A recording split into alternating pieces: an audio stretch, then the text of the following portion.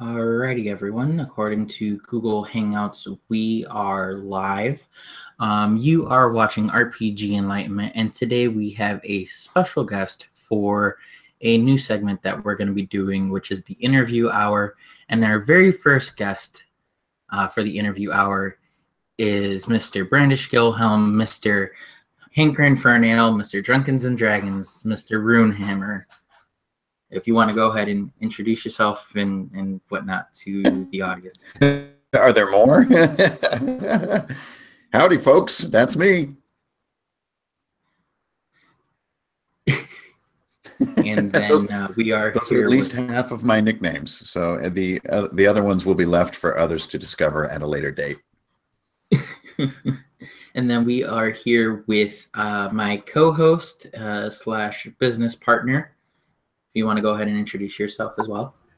Hey everybody, I'm Jim, and I'm the other half of RPG Enlightenment, and I have been looking forward to this little sit-down interview for quite a while, ever since Josh proposed it to me, and I can't wait to pick your brain. Yeah, be gentle. I don't know. We might have to get a spoon, seeing as it's Friday the 13th, and just scoop it all out. Well, you're gonna have to get through the bone part first. But that's the fun part, you know. But you could use the spoon for that too, I suppose. You just kind of split the plates apart. There's nothing in here. Little peanut, half broken. Just a hand. You'll just find a hand inside an empty head, like. So it's been a little while since me and you have talked, Mr. Hankrin. So let's just start off with this. How have you been? How is everything been since pretty much you've taken RPGs on full time? Oh yeah. Well, I mean, super busy, not because of any outside force, but just as many of us know, there are a million super cool things to do. So I have to do those things. And I guess the one big difference of it, because I've worked in games before, but never for myself. And the difference is now I have no excuses, or there's like nothing stopping me. So if you're like facing down, a new project or a side shoot or something, it's very hard to come up with reasons not to do things. So at the moment, I must have a dozen things going. So it's just a matter of discipline of how to do the right thing for A, like taking care of the family, and then B, like, bringing the sort of creative thunder, so to speak. So on the one hand, like ICRPG is kind of only in its sort of baby stage. So I'm trying to bring that to its adulthood, but then also working on like some card game projects, and then like doing all the writing for Patreon and all that stuff. So how am I doing? Good. I could get used to this, but it's definitely way harder than I had imagined. And not because of like, it's hard to make a living.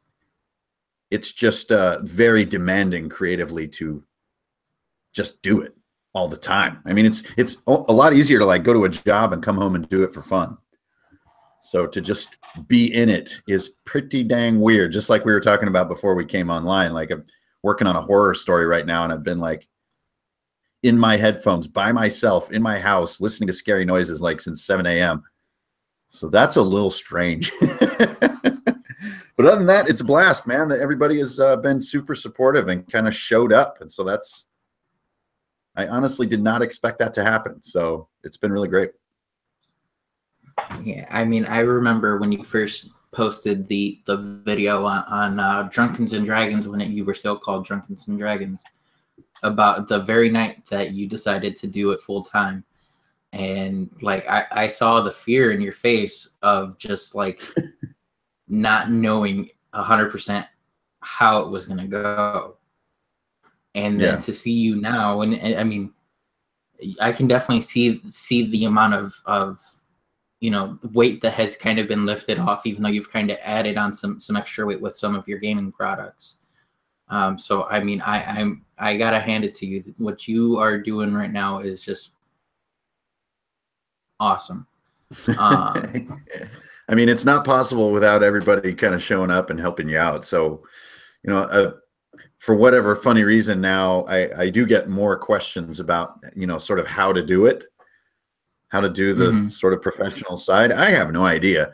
But the one thing that I do know is in the old days, you know, you would sort of come up with a thing, and then you would use various tools to find the people that want the thing. That has been the business model since like the 1600s. And the difference this time around is that I found all the people first, and they found me. Not all of them, but an ever-growing group. And then once those people are around, then you say like, hey, what are you guys into? And blurp, and then you create that. And like that has never been really a viable business model until recently because of obviously all these new ways we have to connect. So that's my advice to people hoping to do this is like, find all the people first and love them for what they are. And then start thinking about like, ooh, maybe there's some commerce to be done here, you know, but it still feels weird to me to like, the word product is such a weird, disorienting word for me. Very strange. It's probably how like the Critical Role guys feel, you know, it's like, it's not a TV show to them. They're playing their group. And I think that's kind of how my stuff feels a lot of times. This is just like what I've done all my life. So like to think of it as a product is kind of like, ugh, it's kind of creepy. Yeah, I mean, you brought up ICRPG. You do realize you are still in the top 100. You are currently number 24 on the top 100. So, I mean, you've stayed within the top 100 ever since it came out. Yeah, it has been crazy. And there's been a lot of really good releases that have come out, and they jump right past me. And then they slowly sink back down past me in the other direction. And it's a really odd feeling. I'm like the... I don't know. I'm like the soldier with a broken leg who's kind of not in the front, but I just keep going. Yeah, I mean, but how does that even feel to essentially see that as that's happening? As you know, people are coming out with new stuff, and it goes to the top for a little while and just watches as it falls right behind you. Well, I think it goes back to the sort of first kind of little lecture that I was given there. Is that I think things are changing. And in some cases have already changed. And I think you can have, honestly, a better product with like bigger production and more art and deeper content and these huge books and all this stuff. But without the people piece, you don't have that sort of, I don't know, that stickiness. So I think that even for some more established publishers who to be brutally honest, think put out better product than I do. Sometimes you don't know who they are. Like you've never seen them. You don't have a way to think of them as a person. They come across as a company. And I think the times of that being as viable are starting to change. I mean, it's never going to change where it's like, you know, WotC's going to fall off the throne of RPGs because they don't have a visible face of a person or something. It's not going to go to that limit. But in the small press domain, I really think a huge part of it is like, you know, being communicative with people on a one-to-one basis, not just saying, here's my product. You know, I hope as many people as possible will buy it. You know, that's to me is an older sort of form of business. So I would like to think that's what's sticking me around because Lord knows it isn't like massive content. My book is pretty small if you compare it to my competition. Yeah. Actually, Drive-Thru RPG was giving me some issues, so I wasn't able to buy it this morning. I wanted to take a look through it before we got on here, so that way I can, you know, ask about specifics. But, oh dang it, my charger got unplugged. Kind of, if you don't mind explaining, what really inspired the ICRPG, the Index Card RPG? Like, when was like the first time you thought of it, and like what made that idea just stick in your head? Well, I guess it was two pieces. The mechanics of it, we had basically just built in our third, fourth, and fifth editions D&D games. So just in the course of playing those editions of D&D, I don't know, in the past, 7 years or so, we had actually modded our game into those mechanics. So, you know, unified damage dice, timers, simplified stats with no derivative numbers, and all this other kind of stuff that makes the mechanical spine of ICRPG. So we had already been playing that. Me and my players developed that together. They get just as much credit as me. Then I think the actual moment that the Jello turned from Kool-Aid into Jello was I saw a Dungeon World video a few years back where someone just had index cards and like wrote the word mountain on it and stuck it on the table. And then they drew this super corny dragon on another one and slapped it on the table. And then the group had a little flag, and that was where their group was. And we had kind of been doing that in our group now and again. Like if we, didn't have something at the table we wanted, we would kind of Sharpie it up real quick. But it never occurred to me to actually just be like, you know what, screw everything. We could just do it all with index cards. And so that was when we started playing some test games where we would just kind of sit down and kind of draw a little bridge and stick it there, and then draw like a little forest and stick it there, and then put little goblin minis on the index cards as if it were terrain and everything. And it was really engaging for the people at that table. Like I was kind of surprised because they're used to me having all this 3D terrain that's all super crazy. So at the beginning of the session, it was kind of like, what the hell is this? We're going to do Sharpie drawings? This is lame. Where's all the cool 3D stuff? But about halfway through, it was the opposite. We were so much more free, and the world was growing at a much more sort of exponential rate because we could create it right in front of us. And I think at that moment, it was kind of like, boy, this is something. And I've been playing forever, and I had never quite played like that. So I don't think the index card method is new by any means, but I had never fully adopted it. And then I also had like, my golf bag full of these really slick mechanics that had been worked on for a decade. So it just felt like a thing. And then it was just a matter of like hard work. Then I was like, don't give up on it and go halfway and quit. And, don't kind of do the art and then give up on all the writing. And, which I think a lot of us being creative, we do that all the time. Like the beginning is crazy fun and you get a third into it and you're just like, oh my God, this is going to be so much work. But with this one, I made it through to the end. But that was kind of how it was born. That Dungeon World video with that guy drawing that, he just said mountain on the thing. It just broke my brain. And I had seen that before, but somehow that moment, I don't know, it was really strange.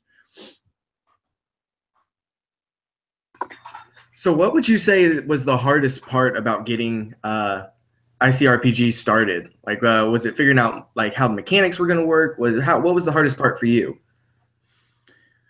Oh man, definitely not the mechanics. The mechanics to me were almost the no-brainer. Just having played a lot and never really been dedicated to a system. Like if you're not really loyal to a particular system, there's a ton of freedom in building great mechanics. So if you don't have it in your head like, oh, well, we play blah edition of blah game. And I've never been that way. I've always played some horrible Frankenstein of everything. So that was easy. I think the hard part was more like cutting it down into something small. I knew that I wanted a pretty small book. I have a really hard time as a person of rapid attention assimilation because there's definitely not a deficit of attention. I don't have that problem, but I can rapidly assimilate things and move on to the next thing. And I knew that I didn't want this like behemoth book. And so as I started thinking about what I was going to put in the book, there was a brutal sort of segment there of creative discipline of just removing all of this overhead that was all cool, that I was totally excited about, all this stuff. And it was just like, get it all out of the way and get down and down and down to this very small executable idea. And that was tough. Like one of the actual toughest spots there was, there's 23 monsters, I think, in the core book. And that's nothing to me. Like I've got monster ideas like coming out the wazoo, and most of them are written and have art and everything. But I found that the more I added, the more confusing the book became, and it just became too big. And so I would think I went like at one point from like 60 monsters to 15. And that was like, whoa. But then suddenly it felt really good. But deciding that was really difficult. I was like, am I stupid making a small book? Is this just a dumb idea? And like, there was a lot of doubt there for a minute. But once the book started to get about 100 pages of it were complete, then I realized, if anything, I could have cut it even tighter. And that's when I started cutting text. And so I started giving the book more room to breathe, which you guys know how I am with like the book craft critique that I levy on books. It's like, what's there isn't really the value of it. It's how good it'll go into your brain. And so I started really loosening the book up, and that gave me room for 20% less text. And cut it again so that I could have like spacious bullet lists and, you know, little technical details like that. But that was tough. That was brutal being my own editor. I had to be like the happy creative guy and the asshole at the same time.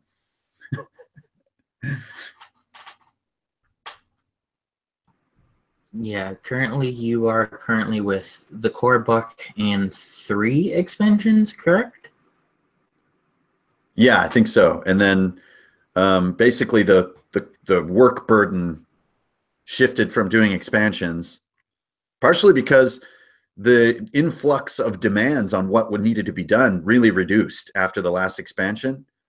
I think people got example adventures. They got a lot of mechanics that people playing the game already had refined.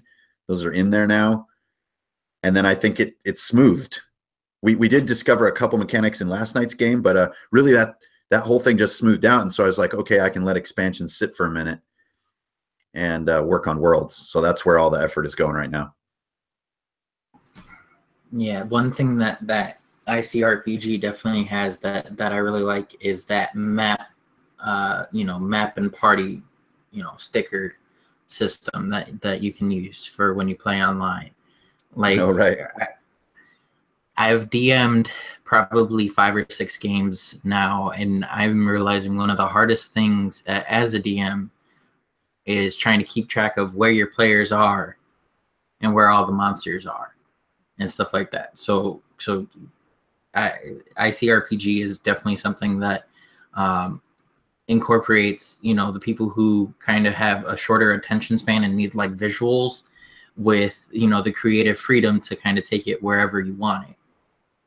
And I gotta say, I absolutely love that about ICRPG. Yeah, I mean, I'm trying to embrace what I see as the same mindset that I apply when I'm doing what I do. So, like, I love PDFs. I didn't see the PDF as an afterthought to the book, ever. I love PDFs. I don't know why they don't get updated more. It's totally effortless for publishers to update their PDFs. I just don't know why it isn't more common. But I wanted to really adopt that. Like, I can just instantly update you with my latest book effortlessly.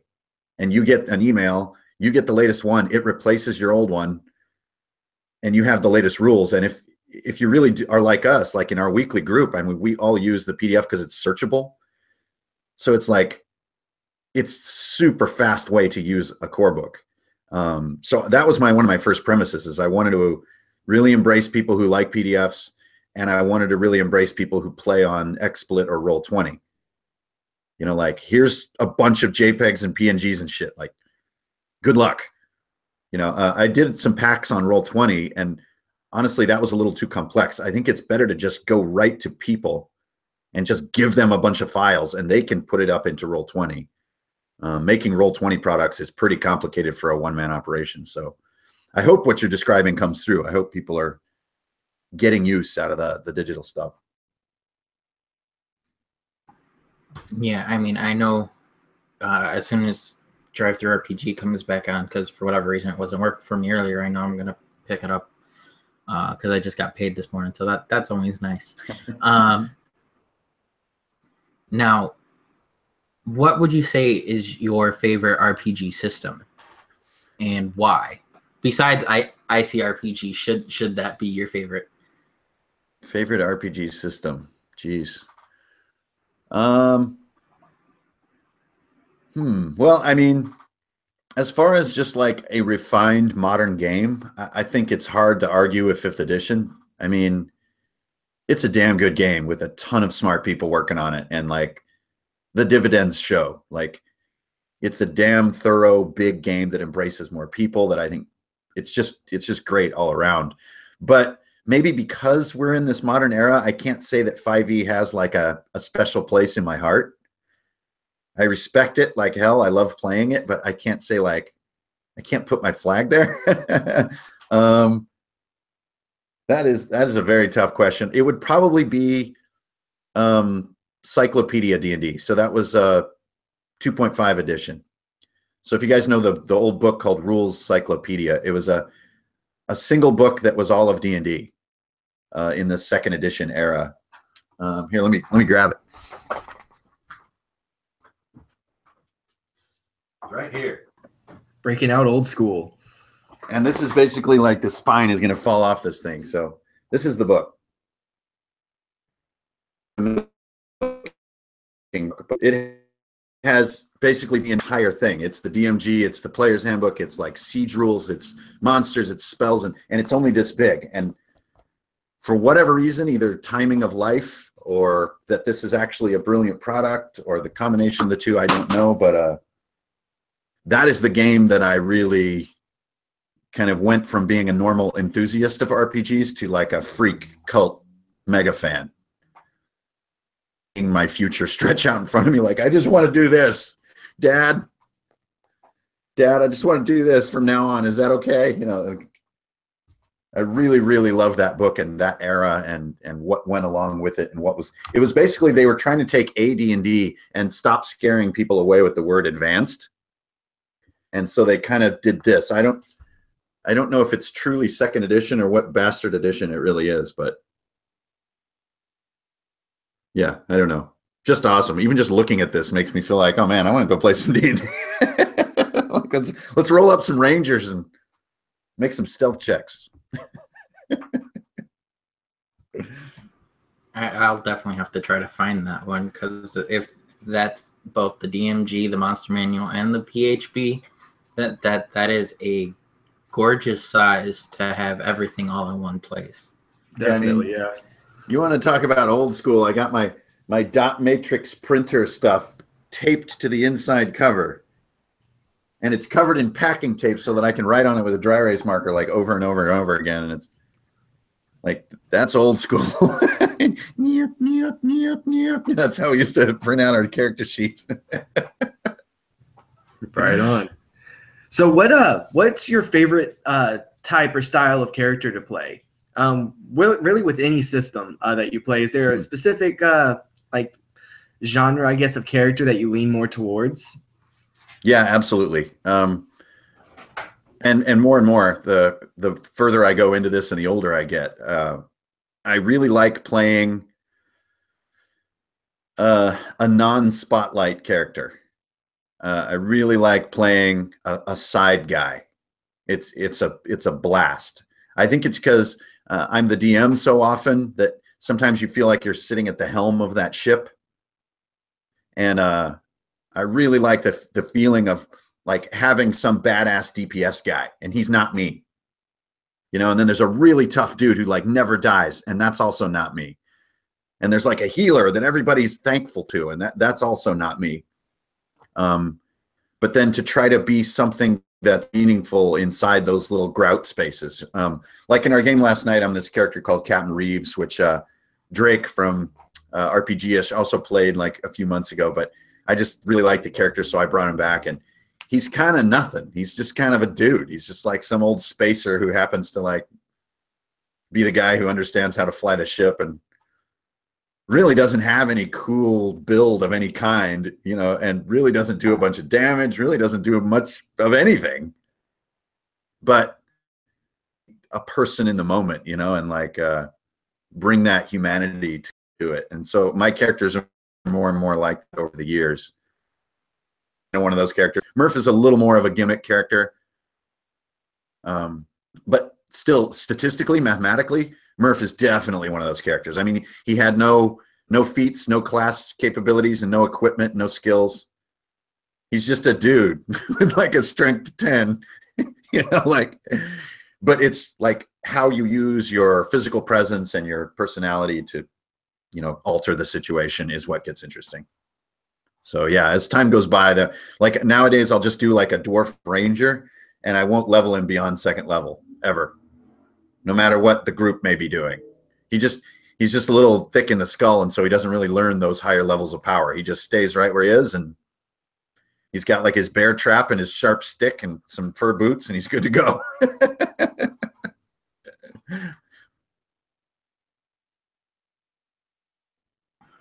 Yeah. So if you don't mind giving all of our listeners just a life update, you did mention that you're working on some more of world stuff. What kind of projects are you currently kind of working on? Any secrets that you can kind of divulge for oh yeah, those of us who are watching? Yeah, good time for secret divulging. Well, yeah, so Worlds is first, so there's 3 worlds in it, and there's sci-fi, fantasy, and like kind of haunted Wild West. So that's a bunch of work. Hopefully get that done in November. And then after that, there's 2 more ICRPG books. There's one called Good and one called Evil. And they just sort of delve into the 2 sides of the whole game in all the different worlds and everything. And honestly, the community will help determine what's really going to be in those books. That's a little ways out. But as far as sort of surprises, I actually do have a card game that's coming for Christmas season. So I've made some card games in the past, and it's definitely a learning process to really make like a slick, tight card game. But this one has a lot of magic to it. It's called Ironheart. At one point, Ironheart was going to be a Roll20 module, and I built it all out in Roll20. It's this huge kind of massive work. And it just, something about it didn't quite feel full, and then it kind of sat for a while. I just wasn't sure what to do. I had all sort of a coin earning card game that I wanted to do, and just probably going to have the test copies for that coming here in a minute. So I'm really excited for people to play that. I think it's going to be awesome. The other one I just finished is a 52 card deck. So like a poker deck that's ICRPG art. So those test copies I think get here Monday. So as soon as those look good, then those will be up on drive-thru. But that was another thing just the community just wanted. And then I had one guy who actually started making them, and he's sending them to me. He was like, "Hey, I'm doing this." And I was like, "Yeah, but you didn't this and you didn't that." I started picking at him, and then I was just like, "Actually, dude, I'm just doing this." So doing that. And then the most off the wall one is maybe in February-ish or so, but I'm sort of returning to my pixel art side and doing a card game that's pixel art that's inspired by Metroid. So it's called Spectroid, and it's kind of a game where you sort of build a little Metroid-y world and play with Metroid-y characters and monsters and stuff, and all in pixel art. And pixel art is extremely labor intensive, so that takes time. It's extremely technical and very detail oriented and stuff. So that I've been working on that for almost a year now. But yeah, that's about it. I'm not really going to delve into bigger books for a little while. Even Patreon has replaced my novel writing kind of side. So my 3rd Amazon novel is kind of on hold while I just write for my patrons, which is a really, really fun way to write fiction. It's just such a direct relationship. So that's a lot of at least what I can sort of holler about that I'm working on right now. It's a lot. It feels like a lot. Well, we got a question from one of the viewers. Michael Maitland asks if you will be doing any more videos on drawing tips. Do you plan on doing anything like that? Yeah, I was thinking about actually doing like a Saturday morning jam. I just did a session with Jason Scranton from the Google Plus group, and I was helping him doing color mixing and other stuff. And the whole time he's just like, "Dude, why aren't people should know this?" But you know, when you're doing this all the time, you do not feel like a teacher in any way. You know, it's like any artist, I'm sure you guys feel this too, that anytime you're pressing your boundaries, the last thing you feel like is some kind of knowledgeable person. You know, it's like, that's like my motto from Jesse Jackson. I may be unskilled, but I'm still somebody. That's like my mantra. So to think of teaching to me is still a very weird feeling. Like, I don't know anything about anything. What are you talking about? But yeah, the doing drawing trips is super, super fun. It's just, it's also not easy. Like that first one that I did about, you know, pulling lines and stuff, that's a huge amount of learning over many years to get one really dense little lesson like that people can really benefit from. So not an easy thing to make lots of super informative art classes. But I don't know, I think Saturday morning feels like a really cool time to sit and do that stuff. So old Twigs over here has been heckling me about it too. She's like, why don't you do an art class or something? I'm just like, well, as long as the word class isn't used, then drawing, that's what we'll call it. It's just drawing. Hey, there's nothing like eating a bowl of cereal while you watch someone else draw, you know, essentially the adult version of cartoons in the morning. Yeah, totally. I totally agree. Saturday morning is a magical time for the imagination. Yeah. Let me see. I could have swore I saw another question. Am I blind here? No? I can't see.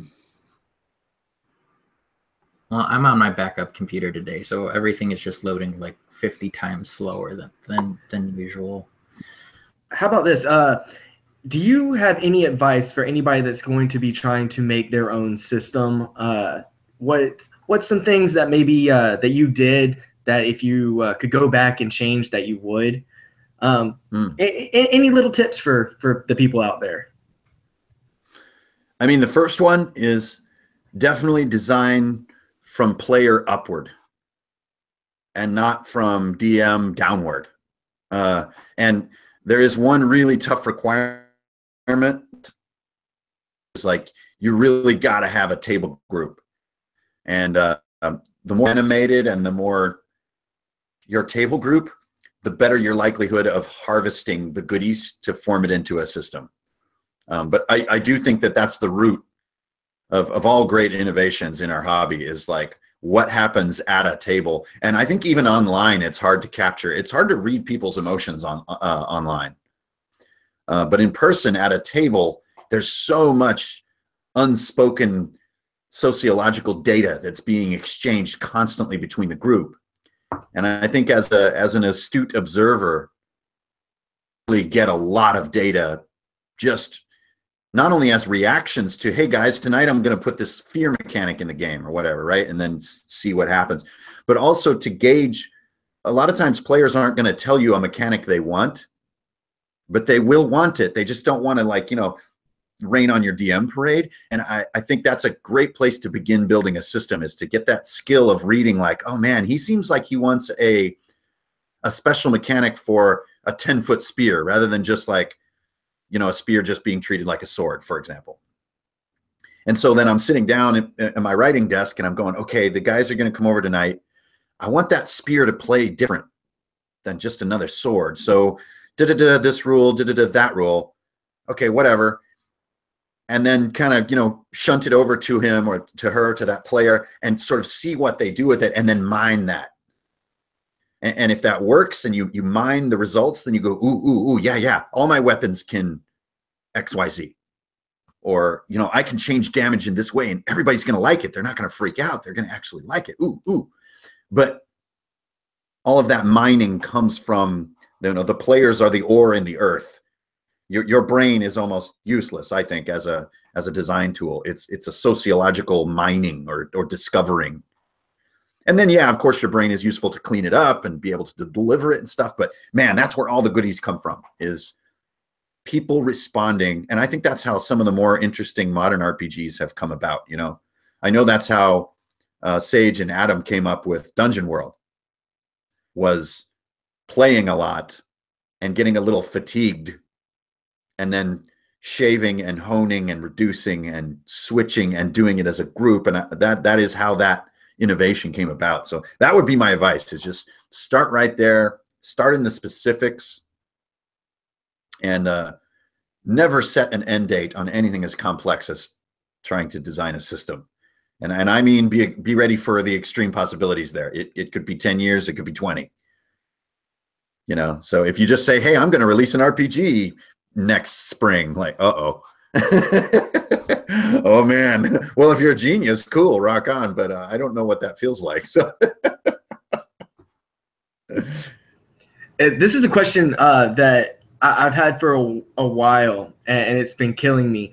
And it has nothing to do with RPGs or anything. The tattoo on your, I think, right arm, is that runic? Oh, this stuff. Oh, okay, so yeah, it's on both arms. Okay. Yeah, what does that say? They're Surth, which is a version of Dwarvish from Tolkien, and it's called Angerthos Moria is also the name of the language, and it's the language that dwarves use in Tolkien's world to write on metal objects. And these are the inscriptions on the blades of the two swords from the story Glamdring and Anduril. So it's the names of the blades that are etched on the blades, and then I have the swords on the other side of my arm. They're like my prison tattoos in case I'm ever in prison, I'll find the Tolkien fans like right away. Right on. Good game plan. Good game plan. Yeah, I got that angle covered.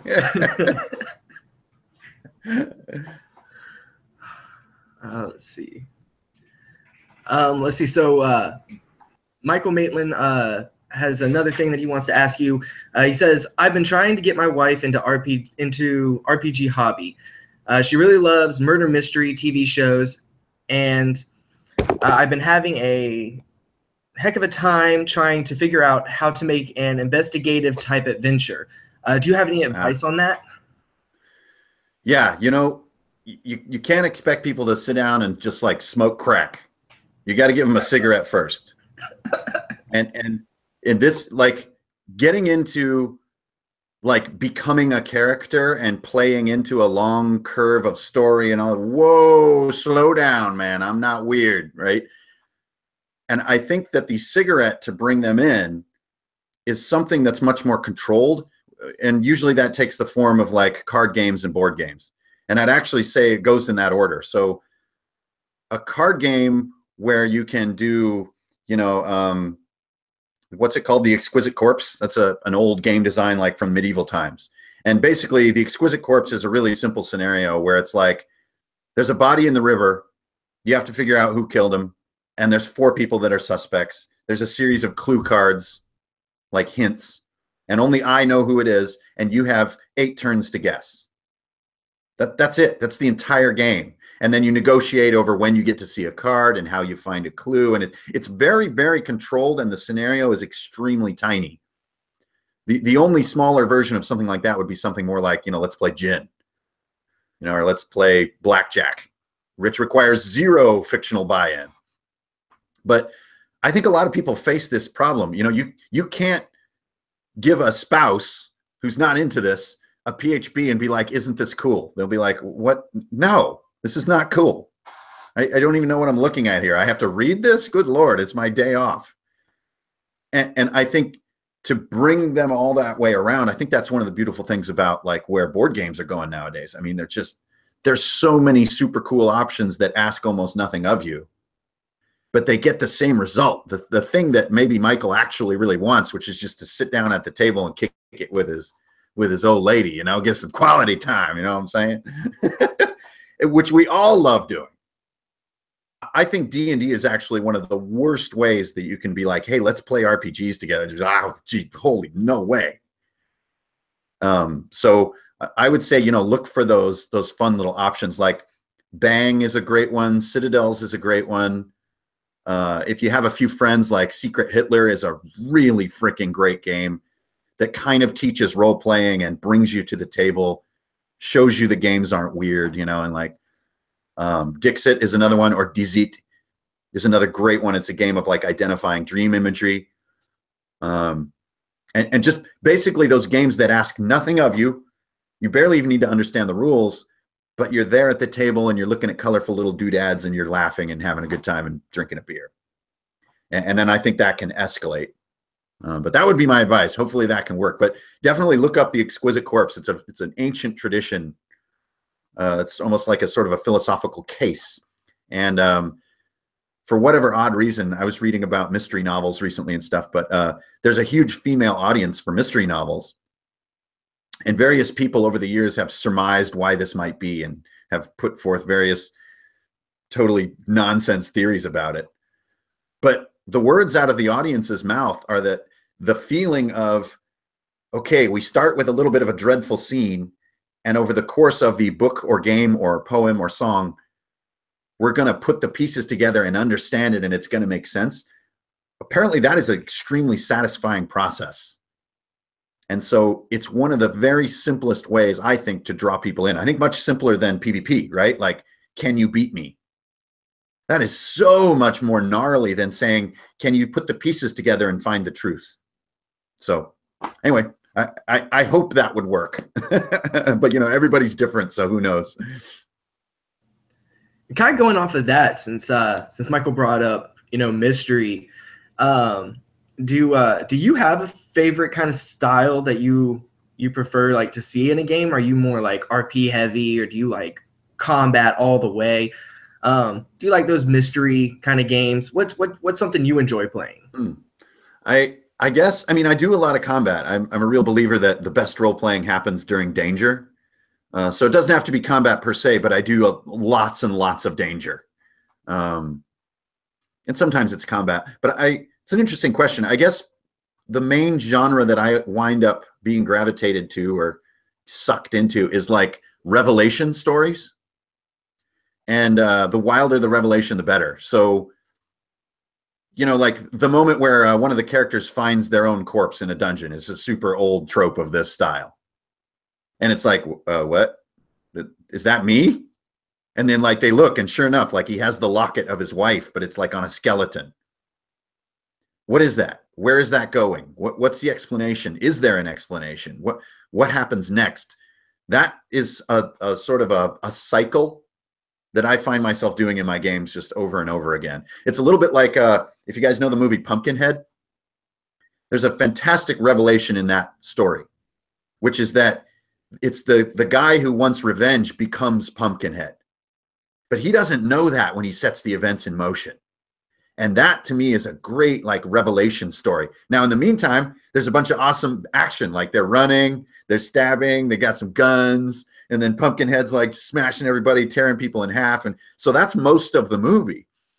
But the real like sort of goodness of that film is that at the very end, he realizes it's like his own hate is what makes Pumpkinhead alive. And, you know, he has to off himself at the end to kill Pumpkinhead. And then just to let people in here, because it is a pretty old movie, but then the final sort of chapter is that his body like curls up into the little pumpkin at the end, him out to the swamp and plants him where he found Pumpkinhead. So he's like the next Pumpkinhead. He's like trapped in this. Oh my God, what a revelation, you know, when all he wanted was revenge. But it became this whole, and they don't talk about how this came to be or who this witch is or any of these answers. Screw the answers. You don't want the answers. What you want is that, what? No! And then game's over. Like, that's the genre I love to play. Now, whether I hit, sometimes I hit it, sometimes I miss it. But I love playing those games. And a lot of times I don't even know what it's going to be. I actually pick up on something that a player says. Like a player goes, oh, you know what? I bet he's Pumpkinhead. And in my notebook, it doesn't say anywhere that he's Pumpkinhead. But if a player says that, I'm like, oh yeah, he's definitely fucking Pumpkinhead. I'm taking that, and I am taking that all the way to the bank. And then that makes it seem like I had the whole thing planned all along, and you can really, really get them. You know, so those are my favorites, is those moments of kind of revelation and closure.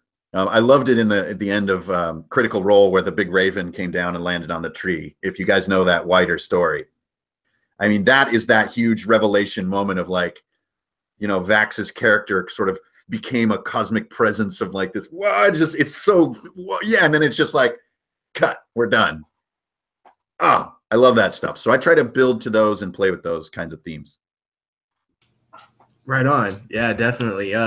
So how much planning do you put into your sessions? Do you just have some like cliff notes, you know, bulletin points, and then the rest is improv, or do you go into fine detail and plan everything out and just kind of hope for the best? Yeah.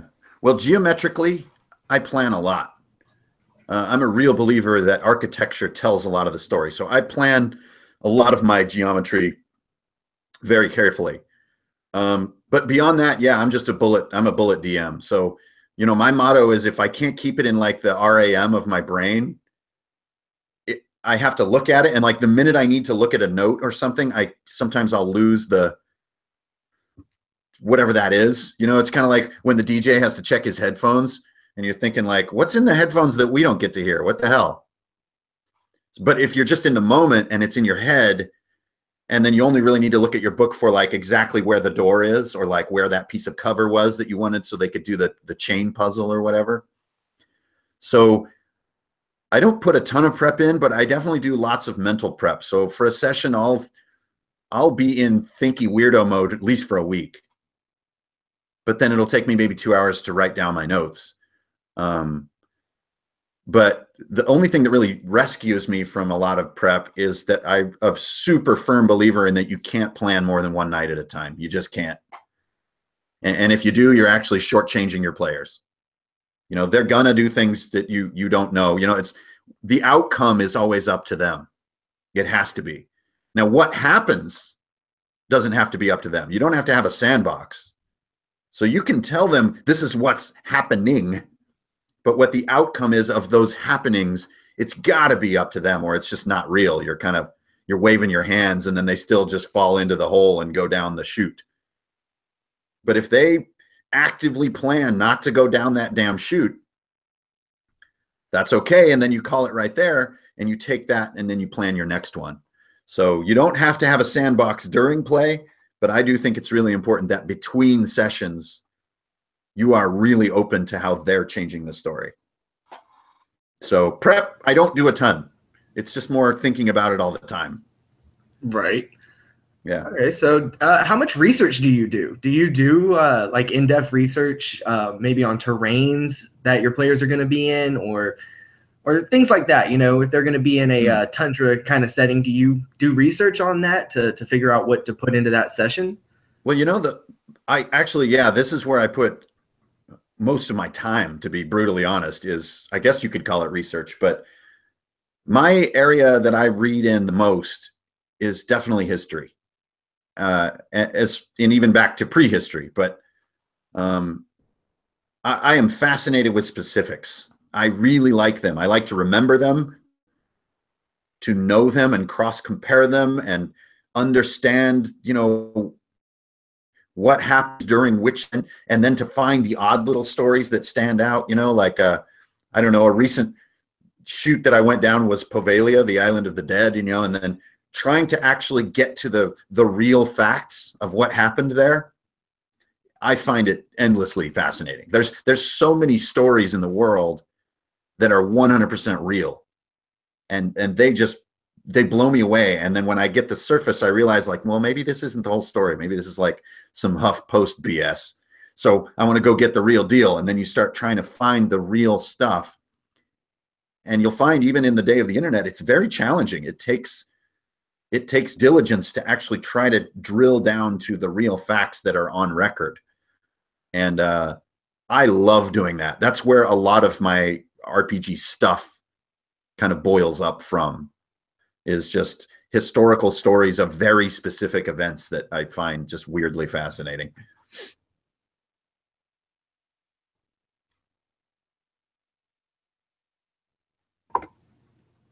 So what's something, is there any advice that you could have for, because everybody loves curveballs. GMs always love curveballs to throw them at their players. You know, we get hit with them enough as a GM. So do you have any like tips for coming up with a good curveball that a GM could throw at their players that's not just so over the top that it completely changes the story? Yeah. Just something little. I mean, maybe one of the oldest classics is the invulnerability curveball. So you basically, just like in the story that I put up this week, there's this Minotaur, right? And it's coming at him. And the fighter has this, you know, cold forged spear like the one in Dragon Slayer from the 80s. And like he braces it against this wall, and the Minotaur runs into it full force, and it just like melted butter. And he's just like, what the? And then the Minotaur just starts tearing him a new one. So like the rogue jumps on him and tries to stab, and like to no avail. And they're all just like, what the hell? And they're getting their asses kicked. And then really all they need to do is make a perception check. And the Minotaur has like this magic metal belt on. And all you got to do is get the belt off, and the Minotaur has like 6 hit points. But the belt makes him 100% invulnerable. And it's just that damn simple. And I use this goofy trick a lot, but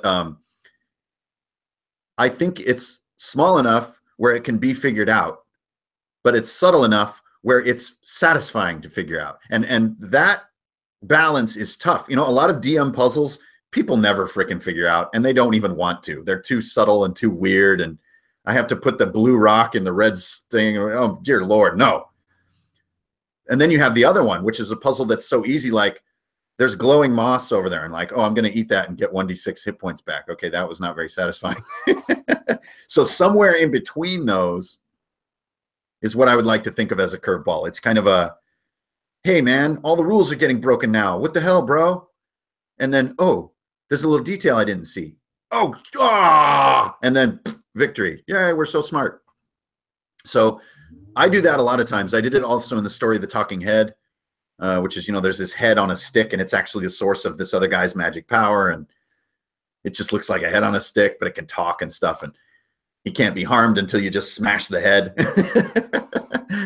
So that invulnerability curveball to me works really well. And I think you can use that model to do a lot of curveballing, which is like stuff you're used to totally doesn't apply.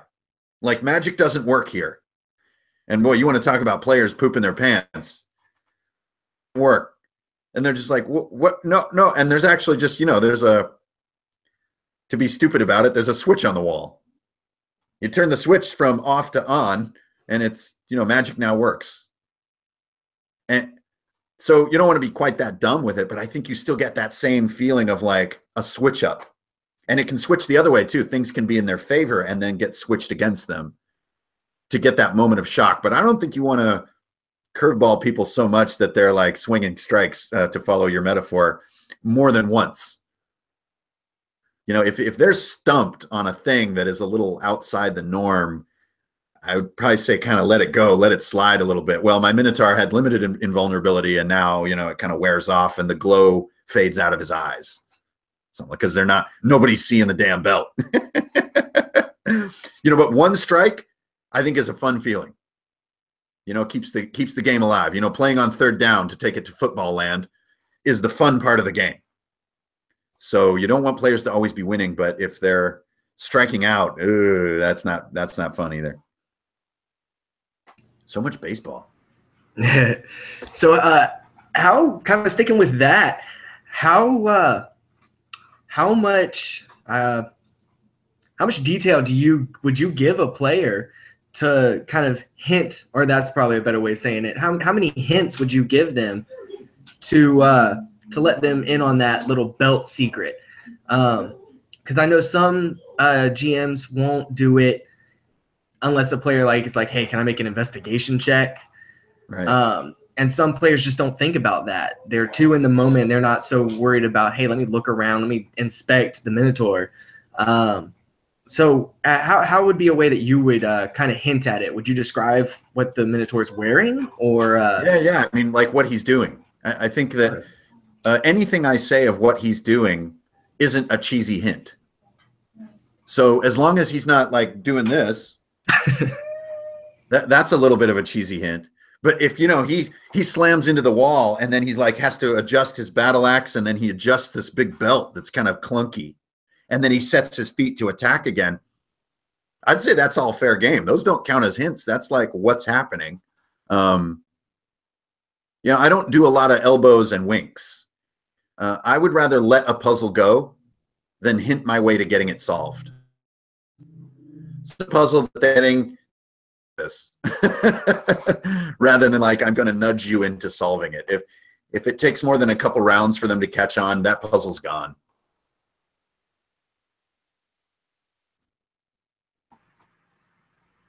So so it looks like we're coming up on about an hour, which was approximately kind of what I was thinking to keep this around, so that way it's not too hard to watch later. was there any last minute things that you wanted to say, Sir Hinkren, to the audience, or about, you know, ICRPG or any other projects or anything at all? No, I just want everybody to keep going. I have just more of everything. I'm not really like in it to plug my stuff. I think that the people who would like to see what I'm working on arrive as they need to. So I don't feel I need to. I can let that organically spread.